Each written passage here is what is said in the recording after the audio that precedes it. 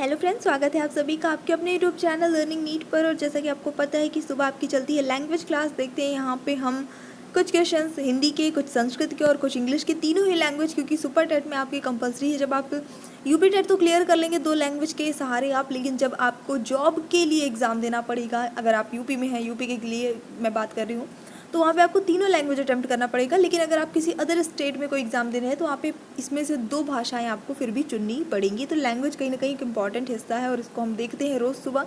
चलिए स्टार्ट करेंगे सेशन। जितने भी लोग जुड़ चुके हैं सबको गुड मॉर्निंग। स्टार्ट करते हैं।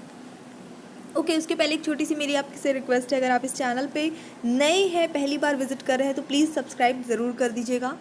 तो यहाँ पे आज का जो पहला प्रश्न है उसमें आपको क्या करना है कि एक वाक्य दिया है, इसको कुछ भागों में बांट दिया गया है, आपको बताना है कि कौन से भाग में त्रुटि है। ठीक है।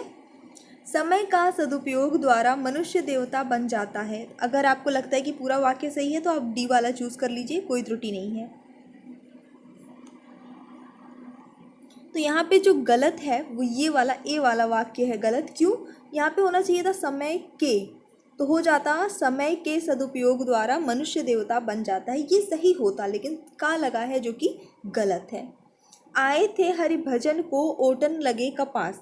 इस लोकोक्ति का सही अर्थ क्या है? साधुओं की संगति छोड़ देना, वांछित कार्य को छोड़कर अन्य कार्य में लग जाना, भक्ति को छोड़कर व्यापार करने लगना, या गृहस्थी को झंझटों में फंस जाना।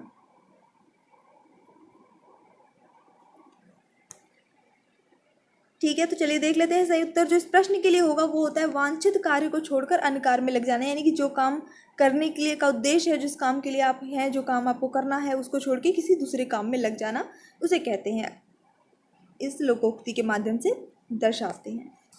जो वर्ण अथवा मात्रा की संख्या से नियमित हो उसे क्या कहते हैं? छंद, गुण, अलंकार, रस।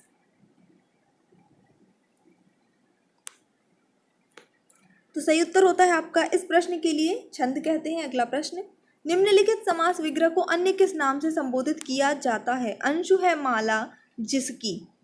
ये समास विग्रह दिया है आपको, इसका जो समासिक पद बनेगा वो बताना है। सूर्य, यम, शनि या फिर गणेश।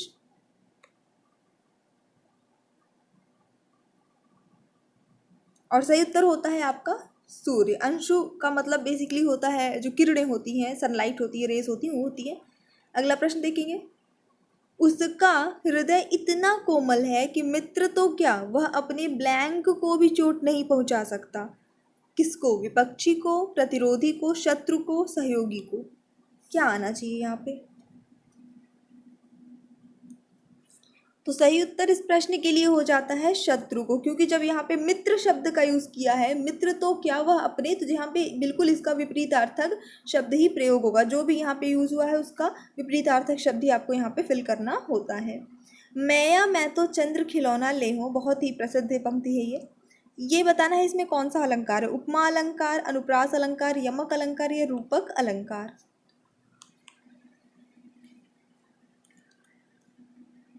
तो यहाँ पे देखिए आप साफ साफ ये आपका योजक चिन्ह लगा है, जिससे बहुत अच्छे से समझ में आ रहा है कि ये यहाँ पे रूपक अलंकार हो जाता है। ये बहुत अच्छी पहचान है रूपक अलंकार की। उत्कर्ष एक कुशाग्र विद्यार्थी है। यहाँ कुशाग्र में कौन सा विशेषण प्रयुक्त हुआ है? संख्यावाचक, गुणवाचक, परिमाण बोधक या सार्व सार्थक।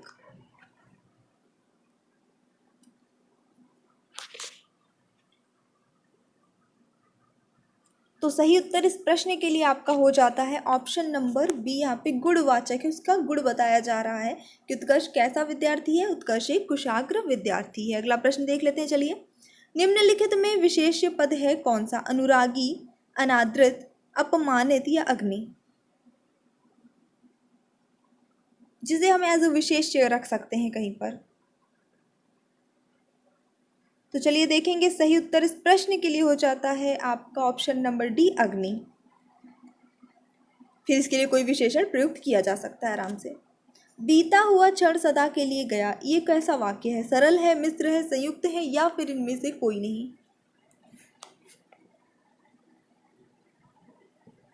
और उत्तर होगा ये एक नॉर्मल सा आपका सरल वाक्य है रचना के आधार पर। अगला प्रश्न देखते हैं, निम्न में से कर्तृवाच्य वाक्य का चयन करना है आपको।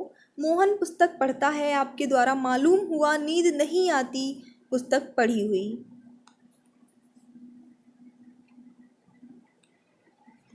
तो सही उत्तर जो इस प्रश्न के लिए आपका होता है वो हो जाता है ऑप्शन नंबर ए, मोहन पुस्तक पढ़ता है। ये आपका कर्तृवाच्य होता है जहाँ पे कर्ता प्रधान होता है, यही आपका सही आंसर हो जाएगा। आ जाते हैं हम संस्कृत में। यहाँ पे आपको शुद्ध वाक्य को चुनना है। कुछ 4 वाक्य लिखे हैं जो कि एक ही हैं, बस थोड़ा थोड़ा सा उनमें अंतर है। पारितः कृष्णं गोपाः सन्ति, परितः कृष्णं गोपाः सन्ति, परितः कृष्ण गोपां सन्ति, परितः कृष्णं गोपां सन्ति।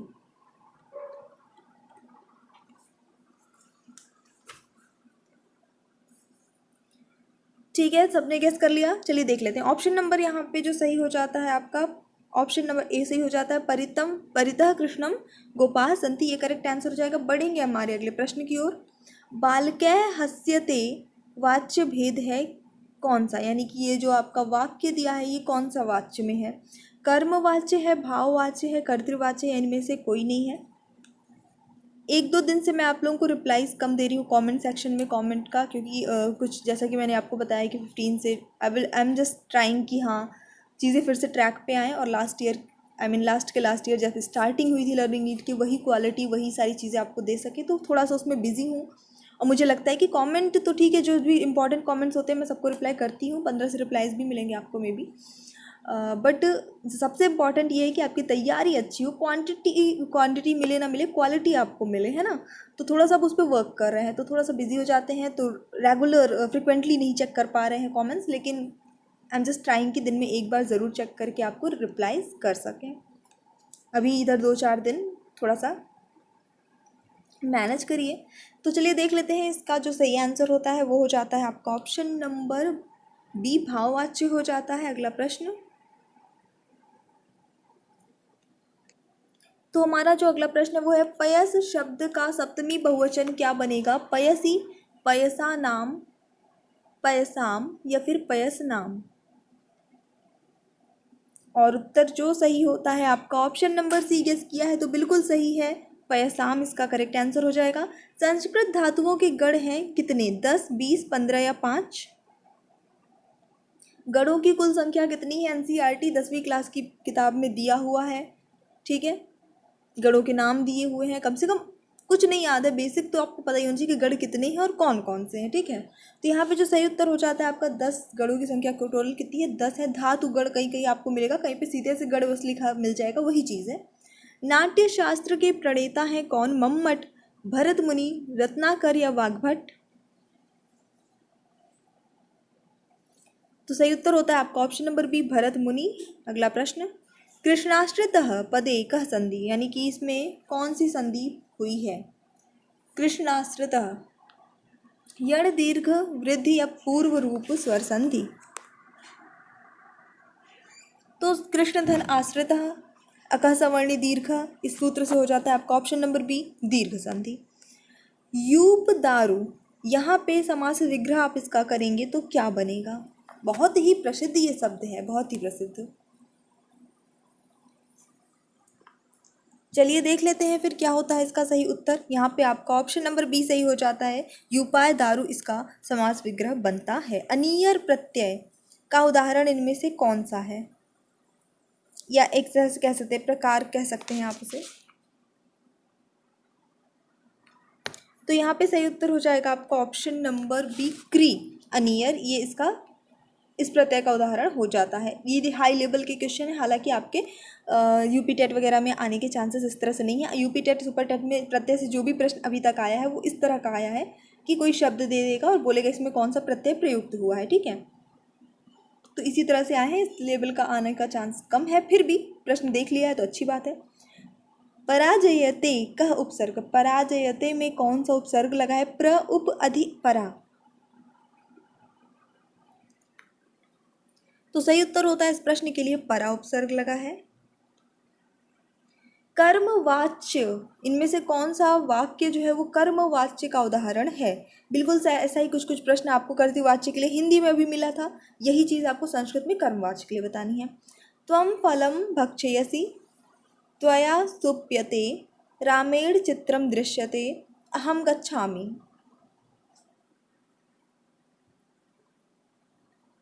तो पहली बात तो है कि आपका जो है ये ते वाला रूप, सुहस्यते, सुप्यते, दृश्यते, इस तरह वाले रूप ही प्रयुक्त होते हैं आपके कर्मवाच्य और भाववाच्य में। बहुत ही सिंपल से आपको पहचानने के लिए है। तो ये दो आपके ऐसे ही कट जाते हैं। अभी दो बचा है, इसमें फटाफट से देख लीजिए। सही उत्तर हो जाता है इस प्रश्न के लिए आपका ऑप्शन नंबर सी, रामेण चित्रम दृश्यते। बेसिकली अकर्मक क्रिया प्रयुक्त होती है भाववाच्य में, यहाँ पे कर्मवाच्य पूछा है तो आपका ऑप्शन नंबर सी हो जाता है। नैषधीय चरितम का प्रधान रस है क्या? वीर, श्रृंगार, करुण या हास्य?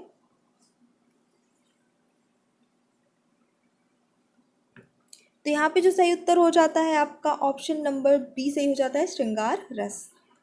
आ जाते हैं हमारी इंग्लिश पे फटाफट से। और मुझे पूरी उम्मीद है कि इंग्लिश में आज आप लोग के सही होने वाले हैं। कोशिश ज़रूर करिए, अटैम्प्ट ज़रूर करिए। कितने सही होते हैं वो कमेंट करके ज़रूर बताइएगा। चलिए स्टार्ट करेंगे। बेसिक क्वेश्चंस हैं, सुपर टेट लेवल के क्वेश्चंस हैं। कुछ दिन से हाई लेवल के क्वेश्चंस चल रहे थे, बट क्या है, रिवीजन ज़रूरी है। और बैक हमें बेसिकली तो अभी हमें पहले हमें UP TET and super TET ही क्लियर करना है ना, मेन जो चीज़ है।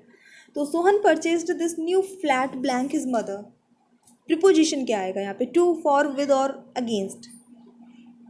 सोहन ने ये नया फ्लैट अपनी माँ के लिए खरीदा है। माँ के लिए आ रहा है ना, जब हम यहाँ पे कारक चिन्ह कौन सा प्रयुक्त हो रहा है? जो कारक होता है आपका हिंदी में, संस्कृत में, वही इंग्लिश में प्रीपोजिशंस होते हैं, ठीक है।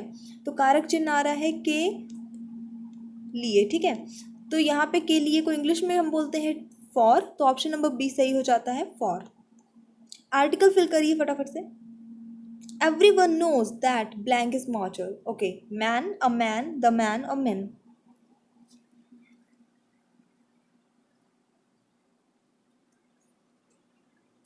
सो करेक्ट आंसर यहाँ पे हो जाएगा आपका ऑप्शन नंबर ए ही हो जाता है। कोई भी आर्टिकल की यहाँ पे ज़रूरत नहीं है, क्योंकि मैन का यूज़ जब यूनिवर्सल रूप में हो रहा है, ओवरऑल के रूप में, पूरी दुनिया के, यानी मैं यहाँ पे मैन का मतलब ये नहीं किसी एक आदमी है उसके बारे में बात हो रही है, ठीक है, नहीं। यहाँ पे पूरी ह्यूमैनिटी, पूरी दुनिया में जितने भी इंसान हैं सबके बारे में बात हो रही है, यूनिवर्सल रूप में प्रयुक्त हो रहा है, इसलिए यहाँ पे कोई आर्टिकल यूज नहीं होगा। नेक्स्ट देख लेते हैं। वॉइस चेंज करनी है। The poet read his long poem himself. अब ये रीड है कि रेड है, ये आपको अपनी कॉमन सेंस से समझना है, क्योंकि इसकी स्पेलिंग सेम होती है तीनों फॉर्म में। ऑप्शंस फटाफट से। पैसिव वॉइस में क्या बनेगा?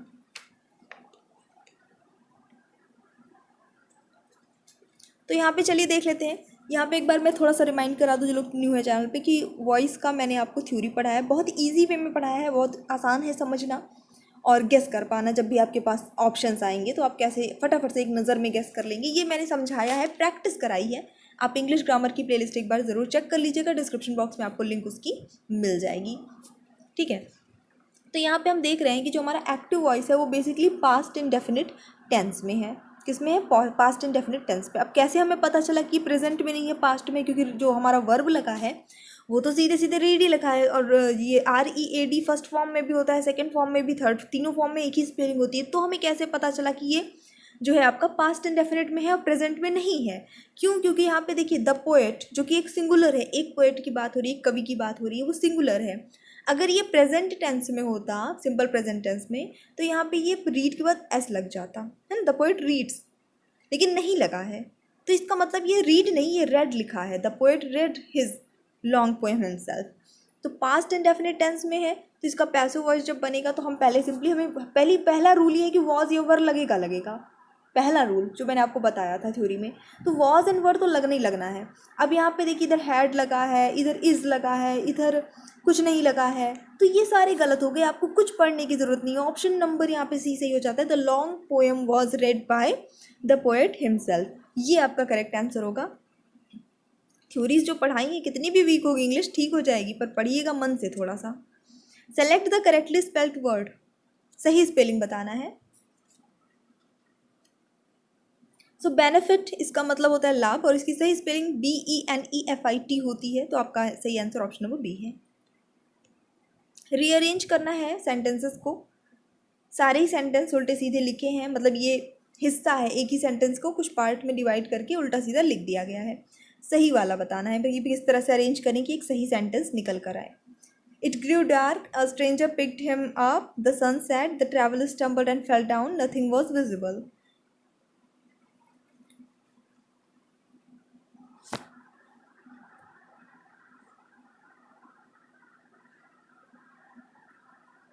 सो यहाँ पे जो करेक्ट आंसर बनेगा आपका, वो आपको पहले सबसे आएगा आर, द सन सेट।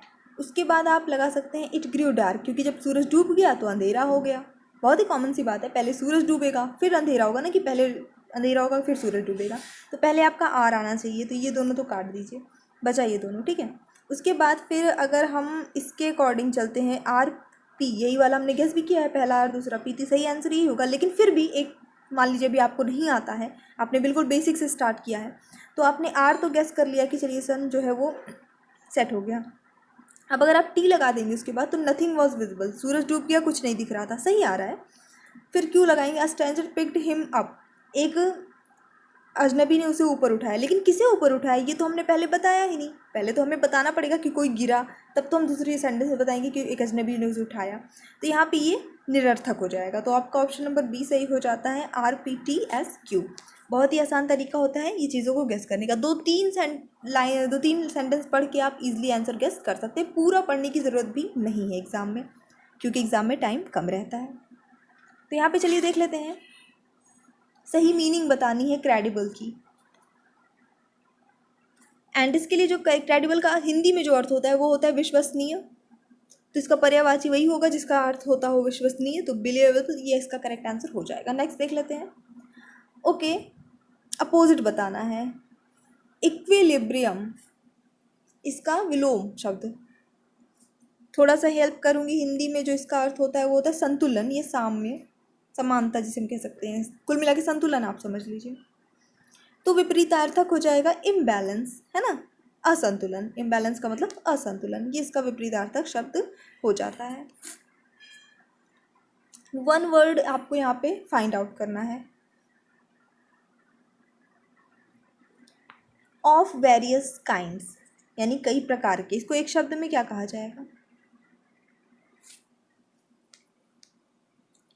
चलिए देख लेते हैं। यहाँ पे जो सही उत्तर हो जाता है आपका इस क्वेश्चन के लिए वो हो जाता है ऑप्शन नंबर बी, मिसलेनियस, यानी कि विविध, कई प्रकार के, नाना प्रकार के।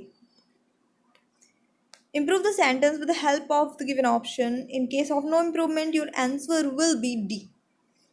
He gave me a 10 rupees note. ये मैंने 10 रुपीज़, 100 रुपीज़, 50 रुपीज़, यानी कितने रुपीज़ नोट के हिसाब इस टाइप का क्वेश्चन पढ़ाया हुआ है।